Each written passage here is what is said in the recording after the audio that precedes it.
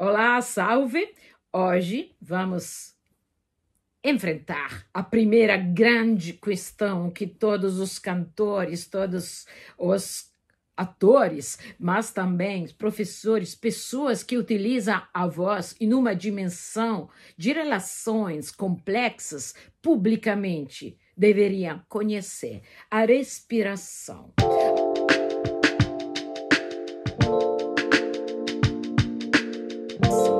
Ao longo da minha vida, eu tenho anotado um monte de classificações, um monte de adjetivos e de denominações da respiração.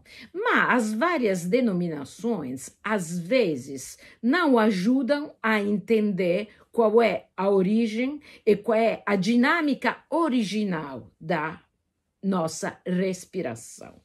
Acho que todo mundo não, fala de respiração abdominal, diafragmática, como costal, e como a respiração mais eficaz na prática profissional e não apenas da voz. Outras denominações, às vezes negativas, são uma respiração alta, superficial, clavicular, apical.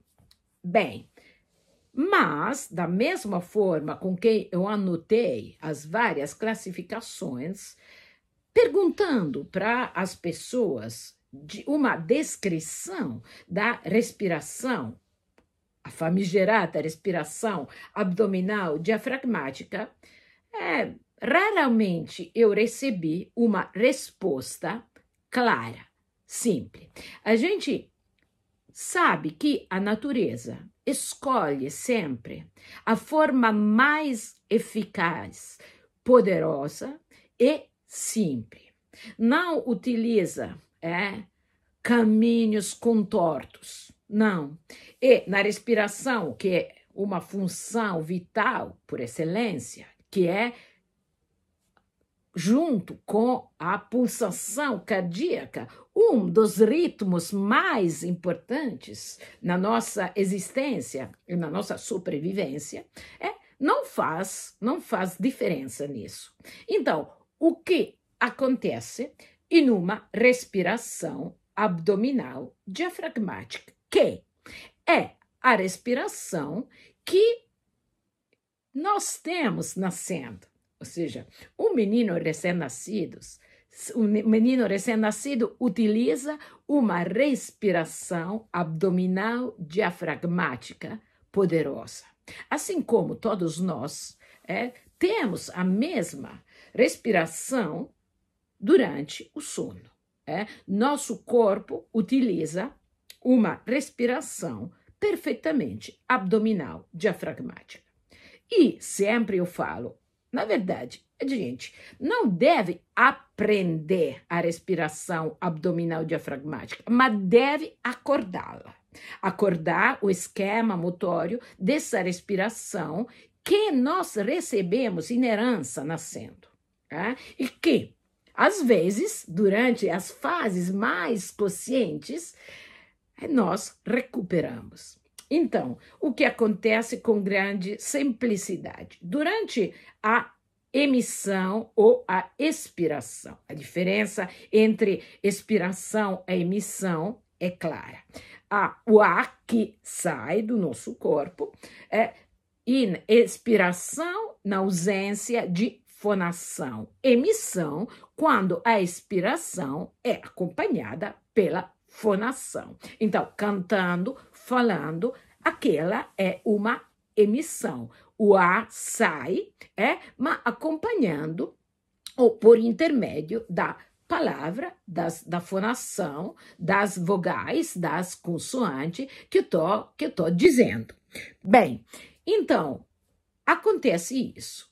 Durante a emissão, se eu perguntar para vocês qual é o nome, como você se chama, vocês vão me responder: me chamo Francesca.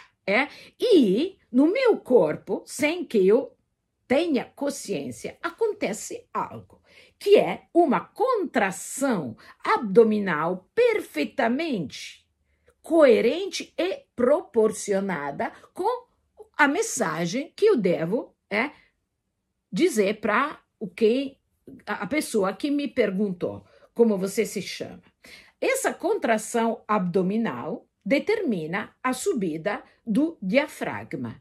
O diafragma subindo vai espremer os pulmões da quantidade de ar necessária para que eu possa finalizar a minha comunicação. Então, durante a emissão, a parede abdominal se contrai e determina a subida do diafragma. A subida do diafragma não é a contração do diafragma. Na fase de emissão, de expiração, o que trabalha, o que se contrai é a faixa abdominal. Bem, logo depois de ter falado, depois de ter cantado, depois de ter gritado, o que acontece? O diafragma, desta vez, vai fazer a sua contração. A contração do diafragma acontece na descida do diafragma. Então, os pulmões ficam livres, e sendo duas esponjas, pegam a quantidade de ar que eu tinha gastado durante a emissão, durante a expiração. O movimento do diafragma, que é a contração descendo, determina, vamos dizer, o movimento para frente da parede abdominal. Esse é o esquema motório da respiração abdominal diafragmática. Tudo bem, mas para que isso possa acontecer de verdade, eu devo criar uma condição fundamental. Qual é essa condição fundamental? É que entre as duas fases eu não faça uma suspensão, eu não divida as duas fases. Realmente, os ritmos da natureza são ritmos contínuos, não discretos. Então, assim como a onda na praia faz isso e depois volta, não faz isso, para e depois volta. Então, também na respiração tem a fase de emissão, inversão, inspiração, inversão, emissão, inversão, inspiração.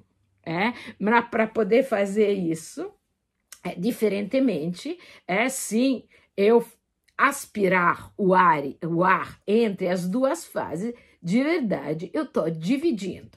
Vou mostrar para vocês um exemplo, e chamo também a minha querida Raíza, professora de voz também, que vai ajudar nós mostrando.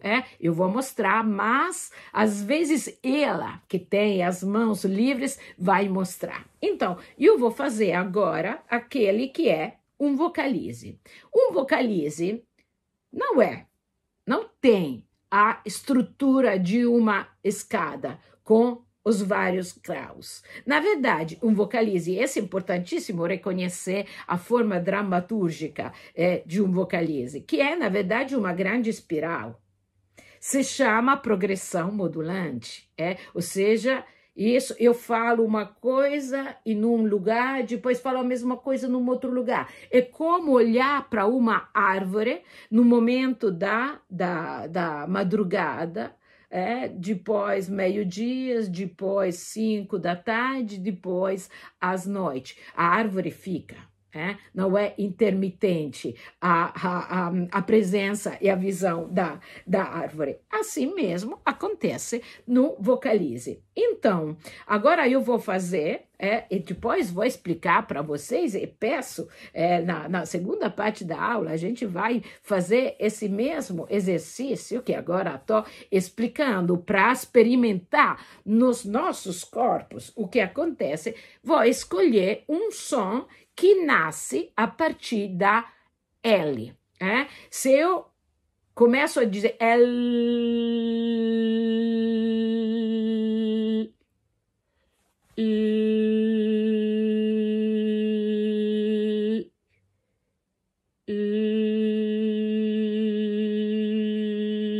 Agora vou fazê-lo com a progressão modulante.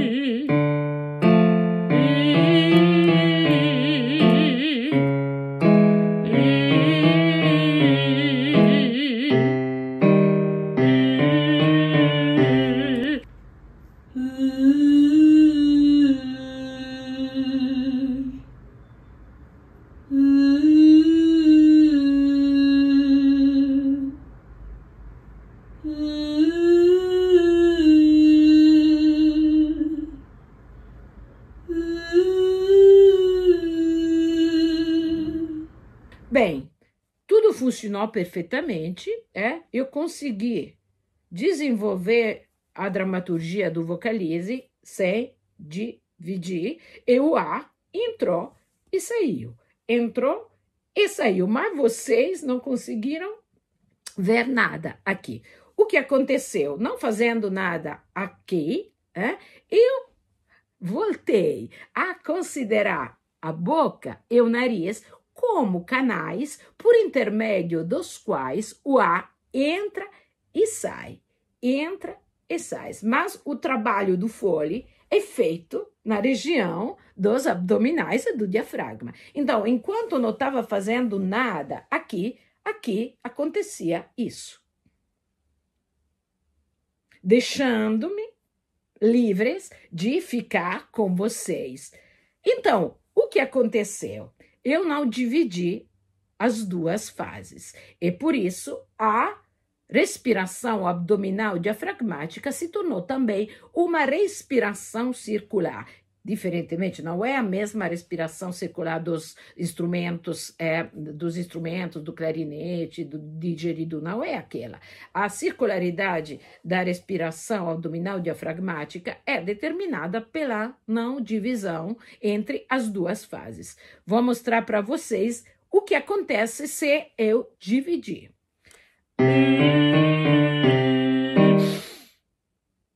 É isso. Então, já fazendo isso, aspirando o ar pelo nariz e também pela boca, a respiração abdominal diafragmática sumiu.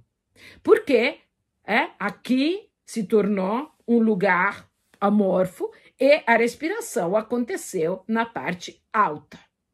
Então, aquela famosa respiração apical, alta, superficial. Então, eu aspirei o ar. É muito, vamos dizer, um pouco complicado também escutar, às vezes, cantores, atores que aspiram o ar. O ar tem que passar sem fazer ruído e é muito mais eficaz quando o Foley abdominal gere a respiração. Por quê? É claro que o ar entra na quantidade que antes saiu. Quando eu fizer isso, pretendo encher os meus pulmões de uma quantidade de ar superior àquela que os pulmões podem conter. Então, com o primeiro som, com a primeira palavra, vai saindo também o ar em excesso. Então, essa respiração, vamos fazer um segundo juntos, Vamos fazer tentando, é claro que não é muito confortável fazer mas por que eu gosto de escolher a L? Porque a L nos obriga a manter a língua atrás da arcada dentária superior e não fechar a boca, pois então é um jeito de conferir que a boca ficou assim. Se eu fechar a boca, é muito provável que depois aconteça isso. Vamos fazer juntos.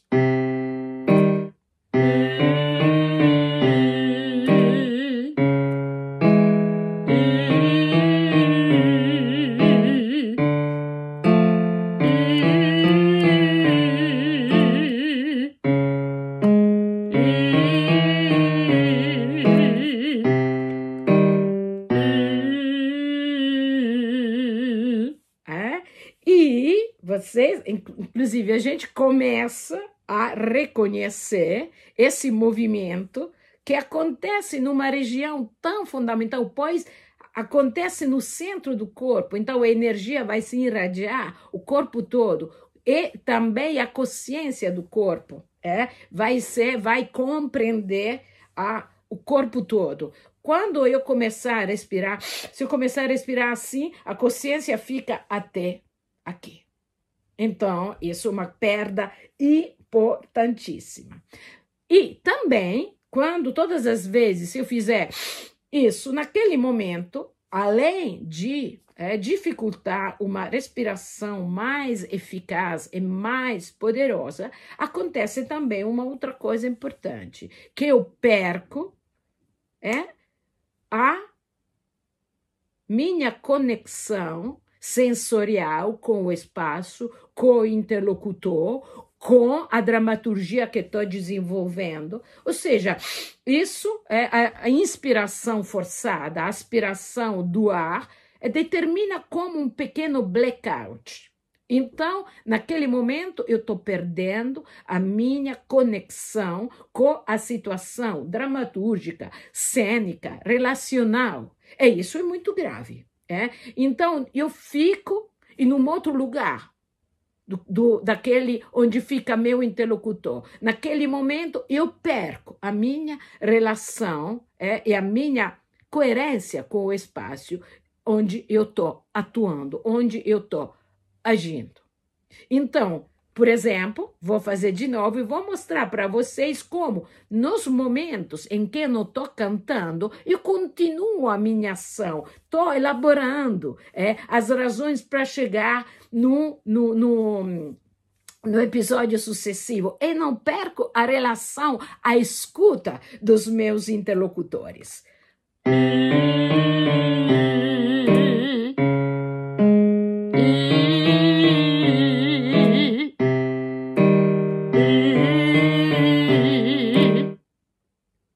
Fico com vocês. O corpo trabalha. Mas isso é importantíssimo também quando eu estou desenvolvendo um pensamento, uma frase complexa. Um exemplo que eu sempre faço. Se soubesse que choveria, teria trazido o guarda-chuva. Eu respirei, ou seja, o folha abdominal fez esse movimento, mas eu consegui não interromper a relação lógica das duas partes da frase e consegui não perder a relação com as pessoas com quem estou falando. E, inclusive, aquele momento entre as duas frases, se soubesse que choveria, teria trazido o guarda-chuva. É um momento fundamental em que o cantor elabora a sua interpretação. Geralmente a interpretação acontece entre as palavras, não nas palavras mesmas. Então, é fundamental isso. Mas, agora chega a pergunta, por que o menino recém-nascido faz uma respiração? Tudo isso acontece tranquilamente, ele nem deve pensar nisso, não? A folha abdominal é uma máquina de guerra e também a voz do menino recém-nascido é uma máquina de guerra. Por quê? Depois de alguns meses, alguns anos, ele vai perdendo esse instrumento tão poderoso. Bem, a razão é realmente genética. O que acontece? Qual é a situação que a situação que conecta as duas situações que eu no começo descrevi? O menino recém-nascido e os adultos durante o sono. Qual é a condição que eles têm em comum?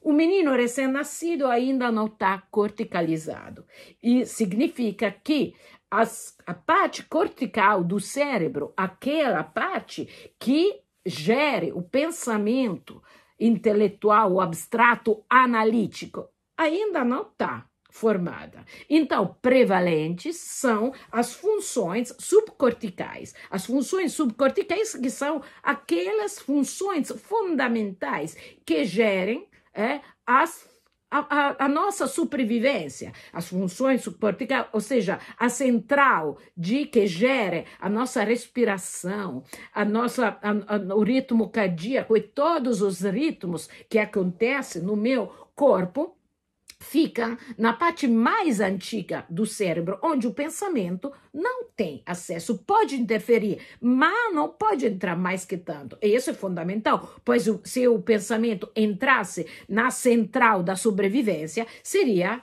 muito perigoso.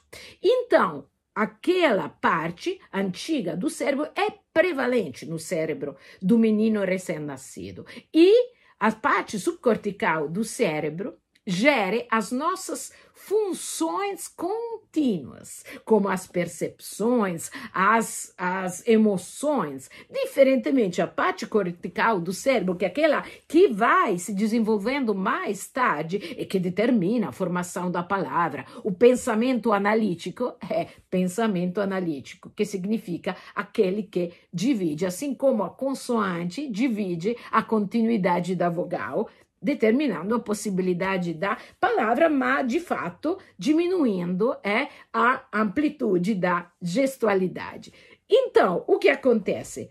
Tudo a função de divisão que a nossa função analítica pratica no pensamento, a nossa capacidade analítica reconstrói a visão do mundo por intermédio de fotogramas separados. Depois, as nossas funções sintéticas recriam uma unidade, mas a função analítica faz isso. Então, isso determina também a divisão entre as duas fases.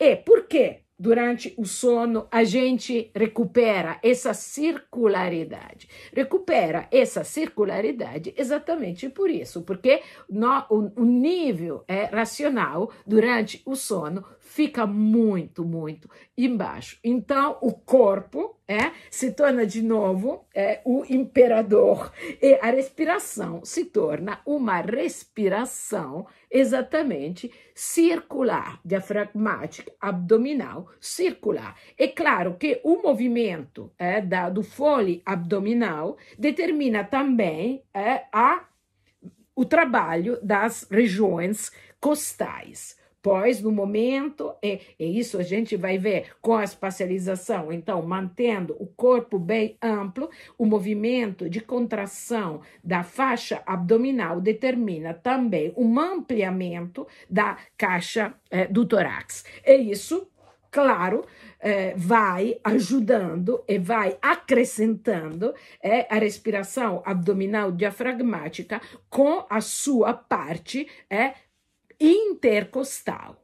E quando a gente fala de diafragma, é claro que temos que considerar o diafragma como uma hélice, não como uma linha. Então, sempre pensar também na região que fica atrás. Mas a gente vai ver como tudo isso, estudando a espacialização, vai se tornar reforçado.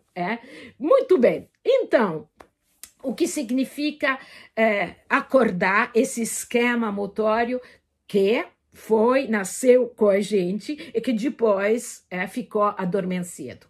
Temos que fazer exercícios para tomar de novo consciência desse movimento que a gente faz milhões de vezes sem reparar, sem saber, e temos que recriá-lo, acordá-lo na sua versão circular e com vários exercícios. E agora, essa segunda parte da nossa aula vai por intermédio da prática física, avaliar tudo que a gente expressou até agora e vai, claro, acordar aos poucos.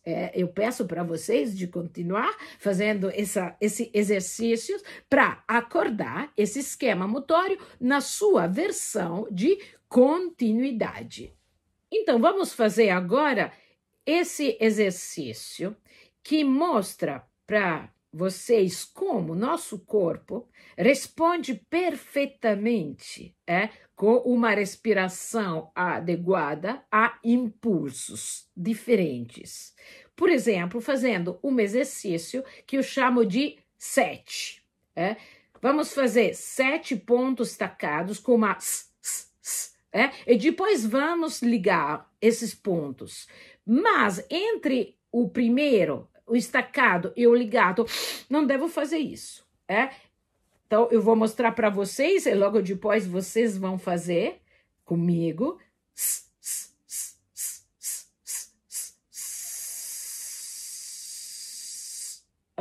O que aconteceu? Desenhando os pontos, eu reparei 7 pequenas contrações da faixa abdominal, que determinaram 7 subidas do diafragma. E quando eu desenhei aquela linha que passa pelos pontos, o que reparei foi uma contração prolongada, que determinou uma subida só do diafragma, que espremeu a quantidade de ar necessária para poder desenhar a linha. Vamos fazer, e a única coisa que eu peço é aquela de não ter essa tentação, deixar o corpo gerir tudo. Então, vamos abrir nosso corpo, e uma coisa que eu sempre vou repetir para vocês: não existe uma emissão da voz que não carregue em si uma narração. Então, vocês estão dizendo, contando algo. Então,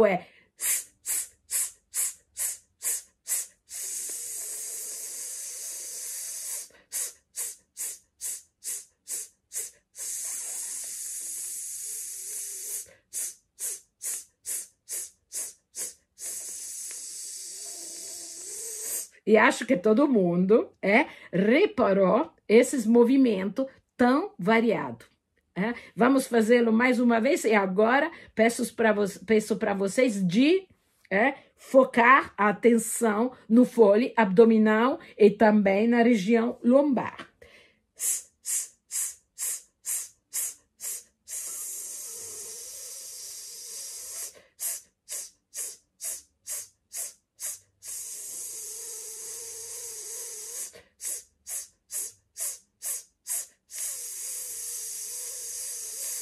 É claro que a gente pode fazer 7, 8, 9, 10, 11, 12, 13, 14, porque é um exercício progressivo, como são todos os exercícios que eu vou propondo. Mas tem que ser progressivos, porque a gente, aos poucos, vai fazer uma progressão, não apenas na funcionalidade, mas também na consciência. Não adianta fazer 20 sem ter reparado o movimento.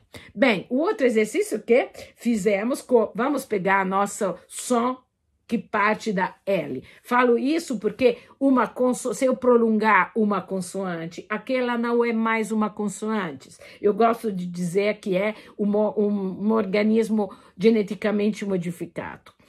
Mas vamos partir com o som L. Eu vou desenhar algumas linhas, e vocês vão dizer a L.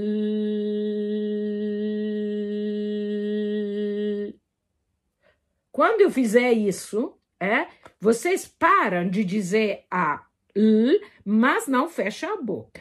Vamos fazer juntos.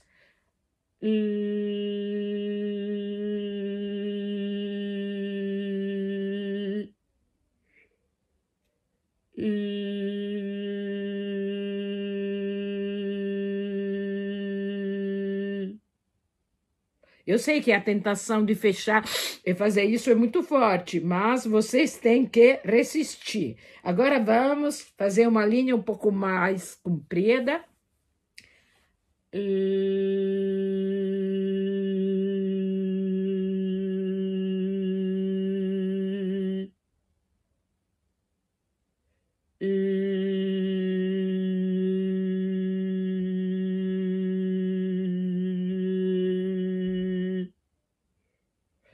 Todo mundo reconhece o movimento abdominal e sabe que a contração fica mais prolongada quando a linha é mais ampla, é mais comprida. E o ar entrou, saiu, vocês não não fizeram isso. Então, vocês ficaram com a gente o tempo todo, sem perder as coordenadas espaciais, temporais, o relacionamento com o interlocutor, e também o ar entrando e saindo, não criou aquele ruído parasitário.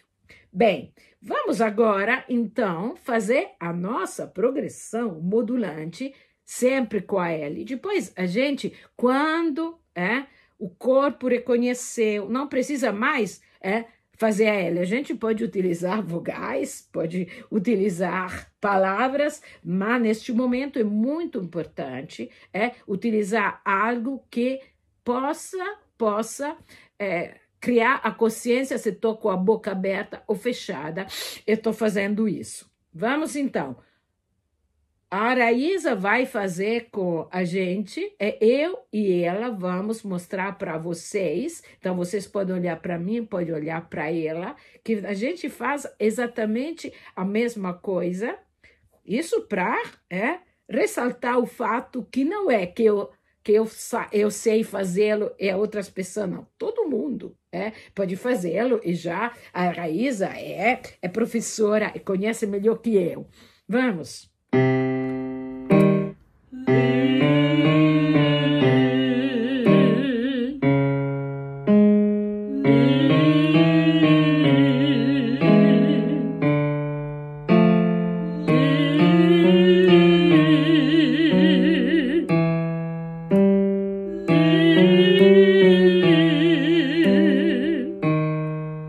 Bem, agora vamos fazê-lo. A Araísa vai ajudar a gente, pois durante a emissão o braço vai, depois acontece aquela inversão e volta, inversão e vai. É importantíssimo respeitar e cuidar essa fase de inversão.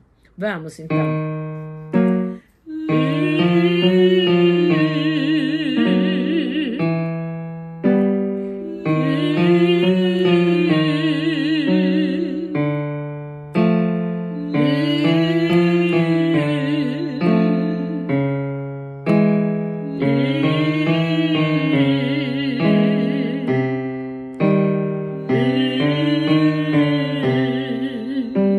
Ótimo. Nesse caso, nossos braços, isso vai acompanhar nosso trabalho com todos os elementos. Os braços estão descrevendo o movimento do gesto vocal. Então, é muito importante. Isso vai ser um elemento maiêutico, vai ser um elemento fundamental. Pois se eu fizer isso durante a emissão e isso durante a inspiração, é claro que a inspiração não vai ser proporcionada com a emissão. Mas fazendo isso, inversão, e atravessando a mesma trajetória na volta, tudo vai ficando bem equilibrado.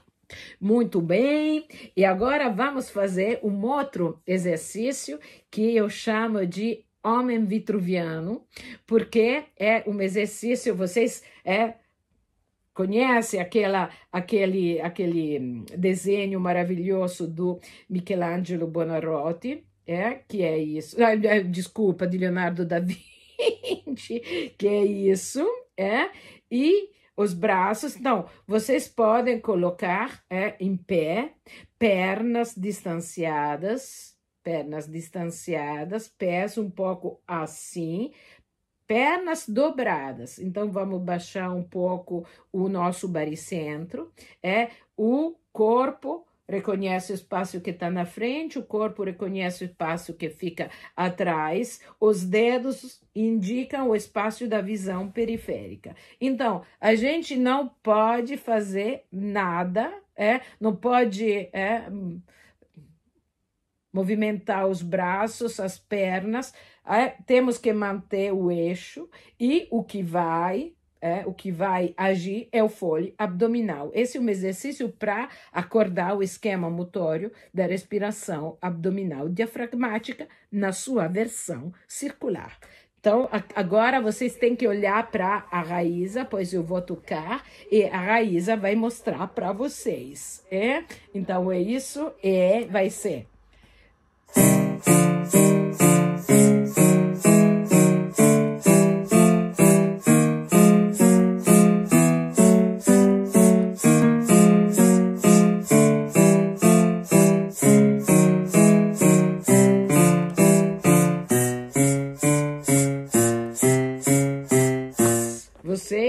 repararam como a quantidade de ar que saiu e entrou. Eu não precisei fazer isso, então isso é fundamental também na gestão da velocidade, da rapidez, pois o corpo tem essa capacidade de reintegrar o ar que gastei em uma fração de segundo. Então, isso determina a minha possibilidade de gerir a velocidade sem dever criar interrupções ou interferências rítmicas. Então, não vou atrasar o ritmo, por exemplo, de uma canção, o ritmo de uma atuação. Bem, é claro que a gente vai ver na aula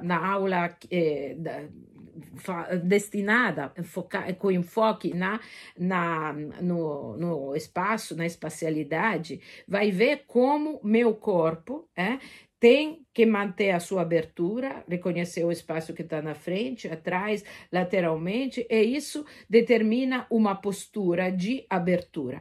A postura de abertura é fundamental, porque se eu ficar desse jeito, é claro que vou atrapalhar também o movimento do fole abdominal e a descida e a subida do diafragma. Então, manter isso, que seria realmente o apoio, seria, não? Isso, manter essa possibilidade, então, determinar um movimento eficaz do fole, seja na parte da contração abdominal, seja na contração do diafragma,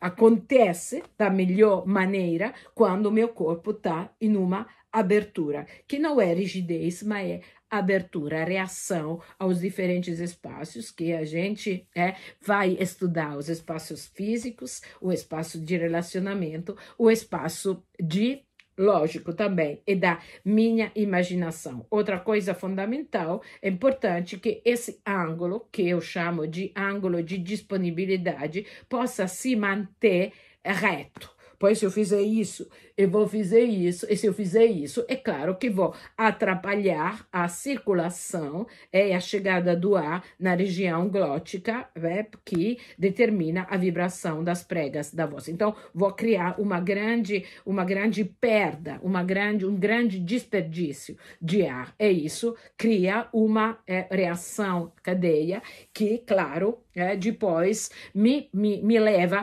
a todos os movimentos, que são de